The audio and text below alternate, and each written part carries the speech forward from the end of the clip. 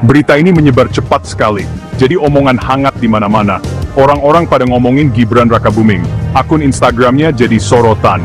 Masalahnya soal akun yang dia ikuti. Akun ini ternyata ada hubungannya sama judi online.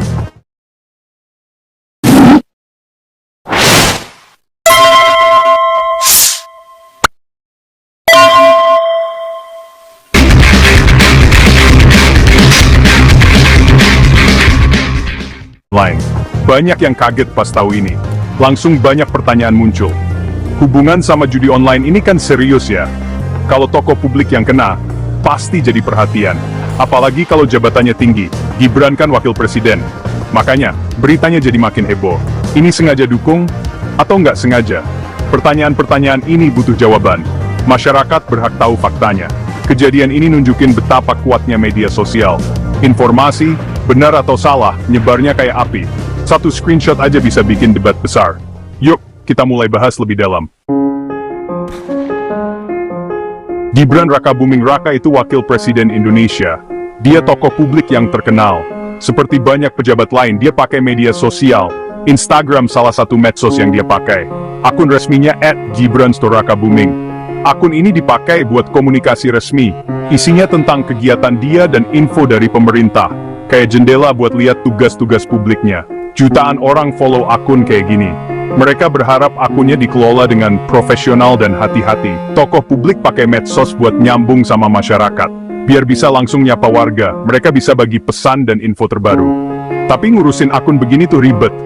Setiap postingan, setiap like, setiap follow itu penting. Tindakan ini bisa diartikan macam-macam. Satu kesalahan bisa bikin dikritik banyak orang. Jadi, akun-akun ini biasanya diurus dengan hati-hati banget. Seringnya ada tim khusus yang ngurusin. Yuk kita lihat gimana semua ini dimulai. Cerita ini pertama kali muncul di platform X. Platform X itu dulunya namanya Twitter. Di sana berita cepat banget nyebarnya. Ada pengguna namanya RaymuCXRay yang ngepost. Postingan itu ada screenshotnya. Screenshotnya dari Instagram Gibran. Nunjukin bagian following atau mengikuti di profilnya. Gambarnya nandain satu akun tertentu. Akun ini namanya Bang Jabrik The Game. Dari sinilah berita viral ini dimulai. Postingan RaymuCXRay cepat banget ramenya. Banyak yang nge-share dan komen. Pengguna itu juga nge-share screenshot lain. Isinya nunjukin konten dari @BangJabrikTheGame. Kontennya jelas banget promosiin judi online. Hubungan ini jadi kelihatan sama semua orang. Cuitan itu katanya sih dilihat lebih dari 1,4 juta kali. Ini nunjukin seberapa luas informasi ini nyebar. Tanggapan resmi langsung dibutuhkan banget.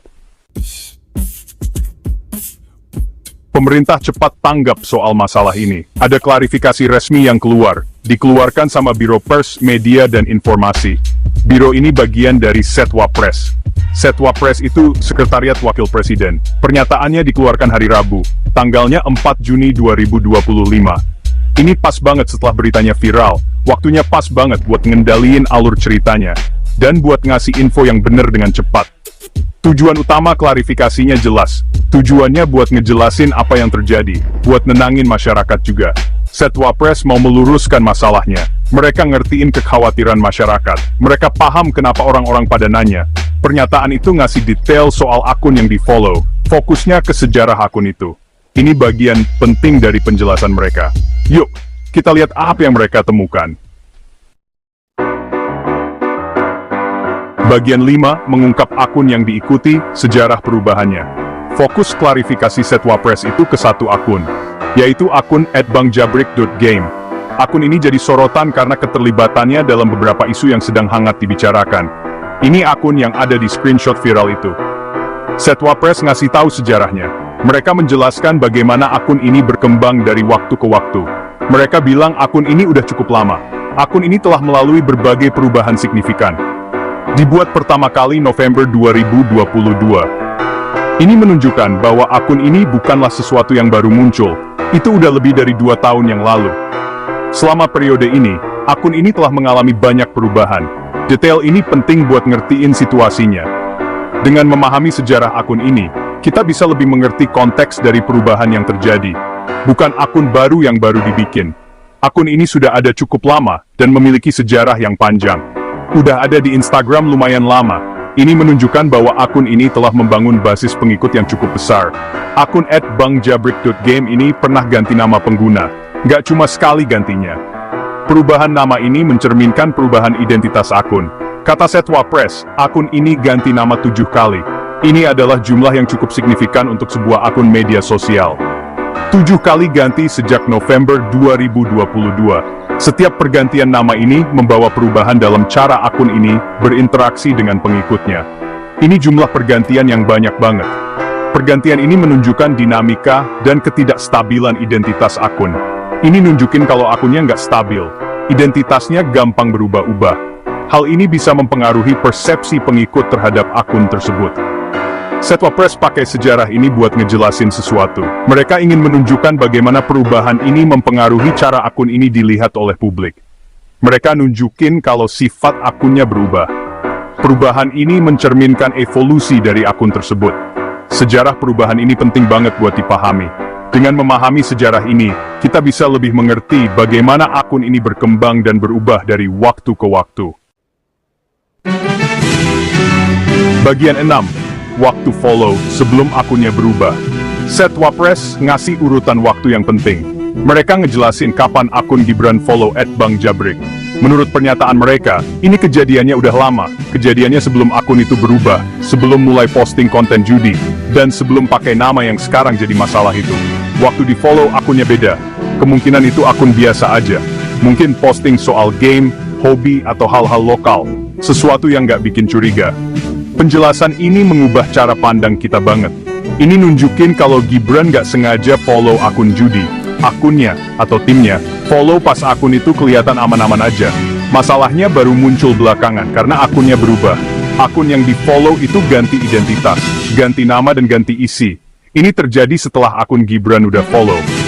Konteks ini penting banget biar kita nilainya adil. Bagian 7, jaring yang lebih luas. Tokoh publik lain juga follow akun itu. Pernyataan Setwa Press juga nyebutin detail penting lain. Gibran Rakabuming bukan satu-satunya tokoh publik. Bukan cuma dia orang penting yang follow @bangjabrik. Beberapa tokoh publik lain juga follow akun ini. Setwa Press nyebutin temuan ini. Mereka nggak sebutin nama-nama tokoh lainnya. Tapi mereka mastiin kalau memang ada. Ini nunjukin masalahnya nggak cuma di Gibran aja. Ini kejadian yang lebih luas. Banyak orang kejebak sama perubahan akun ini. Fakta ini lumayan penting. Ini nunjukin kalau akun itu pinter nipu.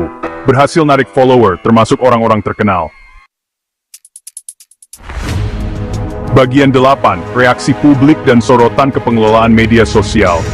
Reaksi publik ke berita ini kencang. Banyak orang langsung bereaksi di media sosial, menunjukkan betapa cepatnya informasi menyebar di era digital ini. Banyak netizen kaget dan kecewa.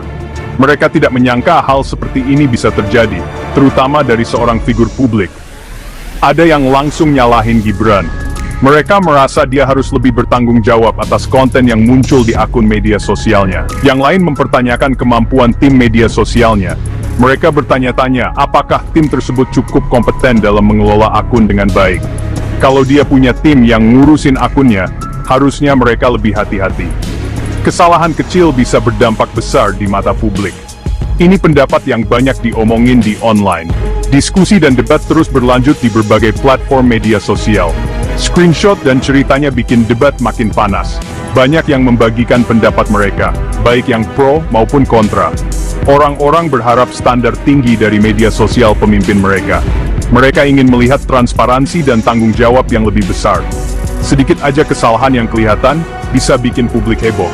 Reaksi berantai ini menunjukkan betapa sensitifnya masyarakat terhadap isu-isu seperti ini. Pengguna @RaymuCXRay yang pertama ngepost juga ngasih saran di tweetannya. Dia menyarankan agar ada langkah-langkah pencegahan yang lebih ketat. Dia nyaranin akun judi online kayak gitu harusnya diblokir atau dibatasi di Indonesia. Ini untuk melindungi masyarakat dari dampak negatifnya. Ini nunjukin kekhawatiran yang lebih luas soal judi online. Banyak yang merasa ini adalah masalah serius yang perlu ditangani segera. Banyak yang menganggap ini kegiatan berbahaya. Mereka khawatir akan dampak jangka panjangnya terhadap masyarakat.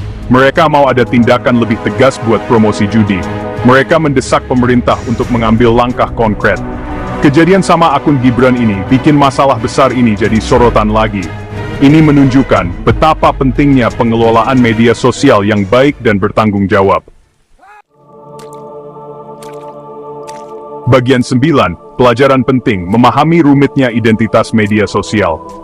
Kesimpulannya, kejadian ini rumit dan penuh dengan nuansa yang harus kita pahami. Bukan kasus kesalahan yang sederhana. Ini lebih dari sekadar kesalahpahaman. Buktinya nunjukin ini bukan salah Gibran secara langsung. Ada banyak faktor yang bermain di sini. Atau sengaja promosiin judi online. Ini lebih tentang bagaimana identitas di media sosial bisa berubah. Faktor utamanya itu identitas akun yang berubah-ubah. Ini membuat kita sulit untuk melacak niat asli dari akun tersebut. Akun @bangjabrik berubah seiring waktu. Perubahan ini bisa terjadi secara bertahap atau tiba-tiba. Instagram Gibran follow akun itu sebelum berubah. Ini menunjukkan bagaimana perubahan bisa terjadi tanpa kita sadari. Waktu itu kayaknya akun biasa yang aman-aman aja, tapi kemudian berubah menjadi sesuatu yang berbahaya. Ini beda yang penting banget buat kita tahu. Perubahan ini bisa mempengaruhi persepsi kita tentang akun tersebut. Biar kita bisa ngertiin situasinya dengan adil. Kita harus lebih kritis dalam menilai informasi yang kita terima. Masalah akun yang berubah-ubah ini banyak terjadi. Ini adalah taktik yang sering digunakan oleh mereka yang memiliki niat buruk. Orang-orang yang niatnya nggak baik sering pakai taktik ini. Mereka memanfaatkan kepercayaan yang sudah dibangun. Mereka kumpulin follower pakai konten yang aman dulu. Setelah mendapatkan banyak pengikut, mereka mulai mengubah konten mereka. Terus, baru deh ganti promosiin hal-hal yang bahaya. Ini adalah cara yang efektif untuk menipu banyak orang. Ini nipu follower yang nggak sadar. Mereka tidak tahu bahwa akun yang mereka ikuti telah berubah. Ini tantangan buat pengguna dan platform juga. Platform media sosial harus lebih proaktif dalam menangani masalah ini. Kita sebagai pengguna harus waspada sama akun yang kita ikuti. Jangan mudah percaya dan selalu periksa kembali. Dan rutin ngecek daftar akun yang kita ikuti. Ini adalah langkah kecil tapi penting untuk menjaga keamanan kita. Kejadian ini, walaupun bikin heboh, ada pelajarannya. Kita harus lebih berhati-hati dan kritis dalam menggunakan media sosial.